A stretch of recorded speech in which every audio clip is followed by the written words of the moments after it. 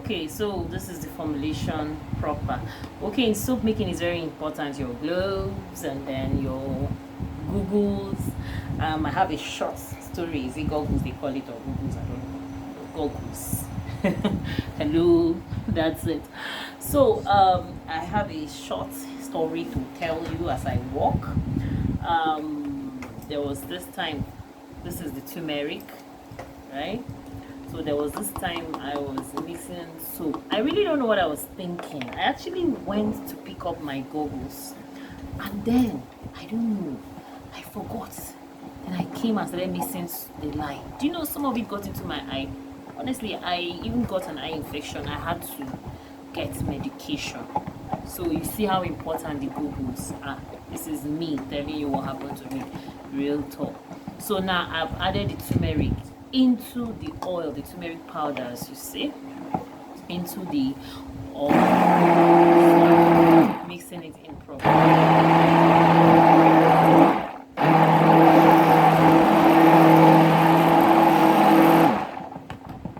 Because it needs to mix in properly in the oil first before adding the lye and water solution.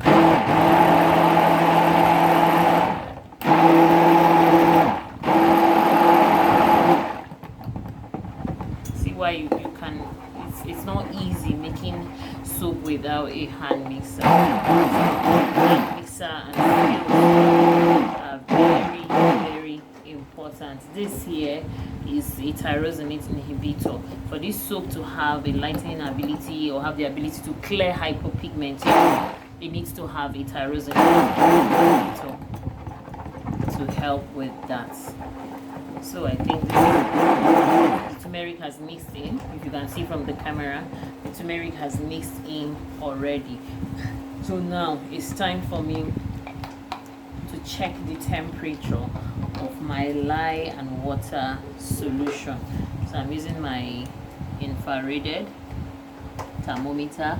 So this is basically showing me 36 degrees Celsius. So it's almost like a room temperature kind of, or will I say body temperature kind of, not a room temperature though, a body temperature kind of temperature. So it's warm, like super warm. So because it has a good temperature, I can conveniently add my tyrosinase inhibitor here.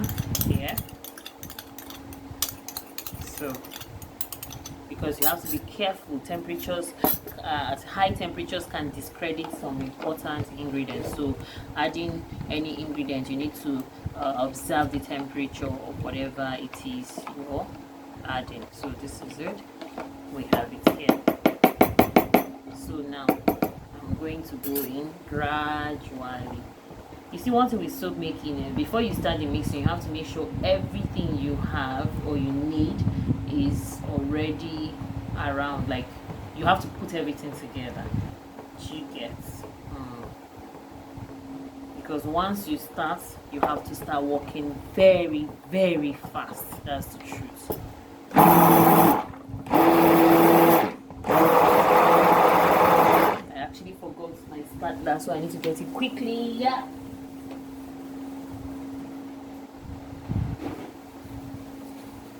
I have my spatula here. I forgot it. Ooh. Soap making.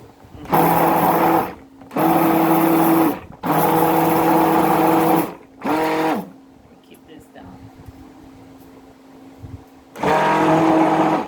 Now you see. Now you don't mix continuously, otherwise it will thicken very fast. Now this thickening is what we call the soap trace. Yeah, when your soap reaches the trace. So when you mix vigorously without taking breaks, you have the tendency of making your soap to thicken fast. And every soap maker, especially the ones that make swell, all those design, if there's anything a soap maker dreads sometimes, is for your soap to reach the trace very fast, especially when you've not finished adding everything you want to add in it. Yeah, so I have my mold here already.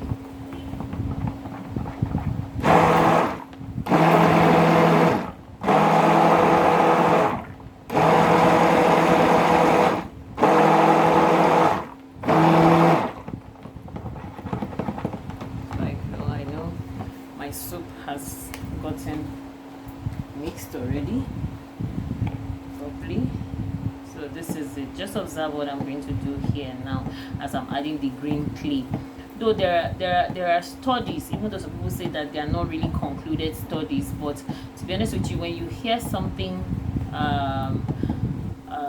pertaining a particular ingredient, at least at, let's say, majority, you understand, especially when it's even coming from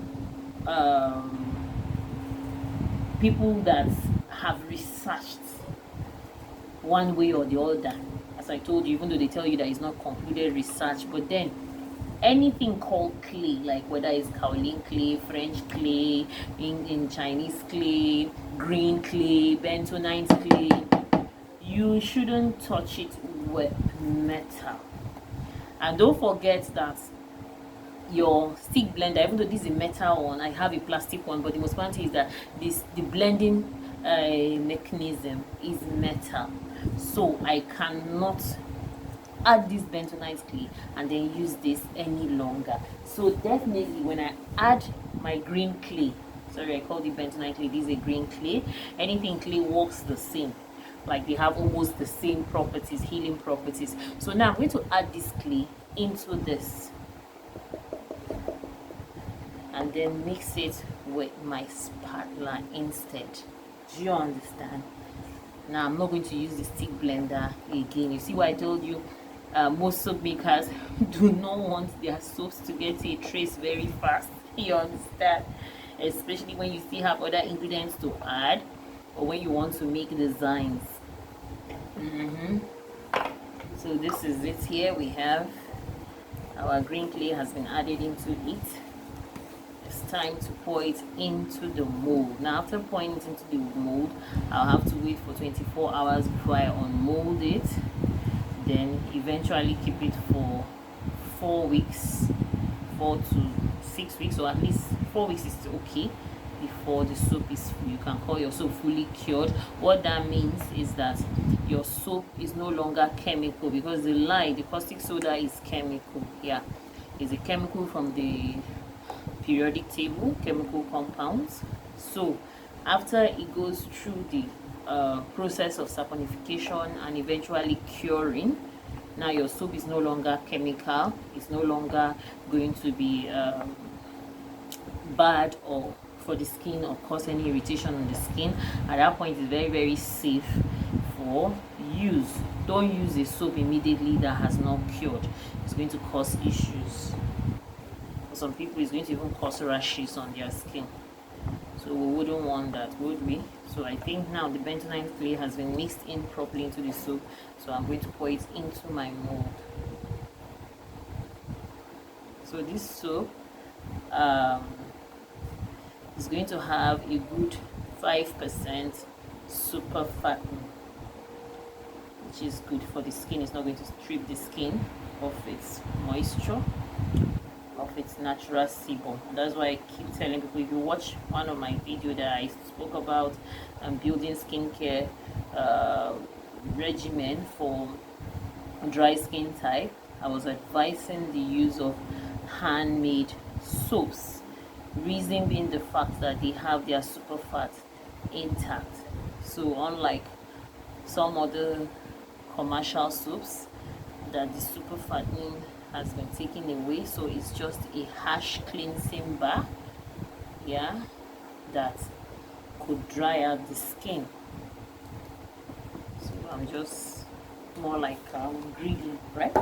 That's what the engineers call it, you know, just to level it. Yeah.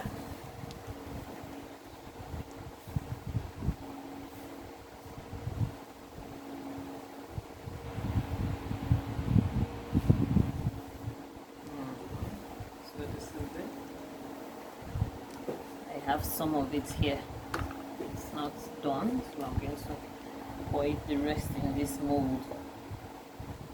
So after 24, at least 18 to 24 hours max, by then the soap and the oils and the lye have combined. Meanwhile, the process of the saponification emits heat. Yes, so let me just let you know that the process of the, when you, in case you're making soap and then all of a sudden you experience heat, now that heat is called the saponification process. So it's gradual, it's becoming a soap. So 24 hours or 18 hours later, that will be the following day, obviously, by this time, or maybe just 18 to 24 hours, as I said earlier. Then I would unmold my soap.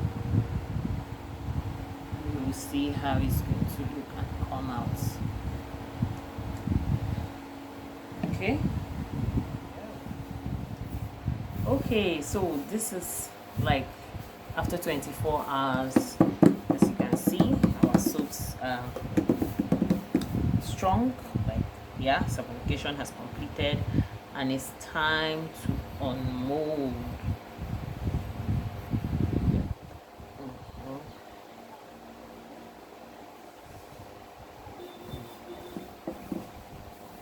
So after the unmolding process, this soap will be kept for a month first before it is eligible for usage.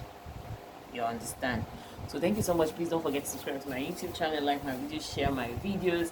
I have a membership if you want to learn more intense formulation, everything detailed. You can join the membership. Thank you so much. And our 6K giveaway too is coming soon. I'll share details soon. All right, bye.